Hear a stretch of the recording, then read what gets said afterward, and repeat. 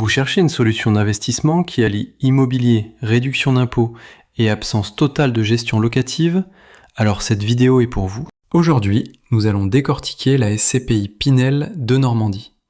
Un outil puissant qui offre une réduction d'impôts qui peut aller jusqu'à 21% de votre investissement tout en mutualisant les risques. Est-ce l'atout qu'il manque à votre stratégie de réduction d'impôts?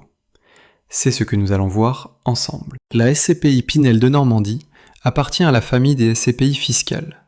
Son objectif est simple. Elle collecte des fonds auprès d'investisseurs comme vous pour acheter des logements anciens qui nécessitent d'importants travaux de rénovation. Une fois réhabilités, ces biens sont loués sur le long terme. Ce dispositif est ouvert à la souscription depuis début 2019 et devrait se terminer le 31 décembre 2027, sauf si la loi est prorogée.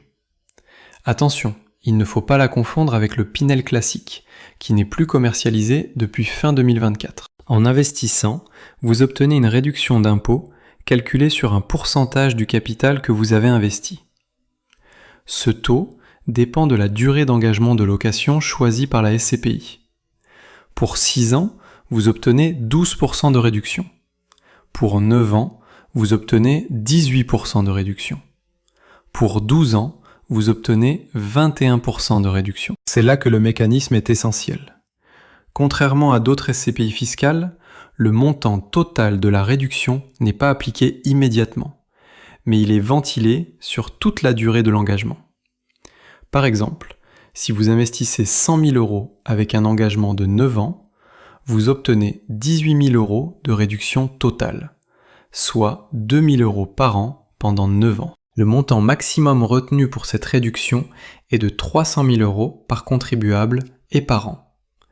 Et n'oubliez jamais, cette réduction entre dans le plafonnement des niches fiscales de 10 000 € par an. Si l'avantage fiscal est séduisant, il implique des engagements stricts, car tout non-respect de ces conditions, hormis les cas de licenciement, d'invalidité ou de décès, entraîne une reprise de l'avantage fiscal par l'administration. En tant qu'investisseur, vous devez être résident fiscal français et vous engager à conserver vos parts pendant toute la durée de l'engagement de location, ce qui représente un investissement à très long terme, au minimum 15 ans. La SCPI doit, de son côté, allouer 95% du capital collecté au financement des immeubles et dispose d'un délai maximum de 18 mois pour investir la globalité des fonds. Une fois rénovés, les logements doivent respecter des conditions spécifiques concernant le niveau de ressources des locataires et le plafonnement des loyers. Pour les revenus distribués, ils sont imposés dans la catégorie des revenus fonciers et sont donc soumis au barème progressif de l'impôt sur le revenu et aux prélèvements sociaux de 17,2%. Ceci peut engendrer une forte imposition si vous avez une tranche marginale d'imposition élevée.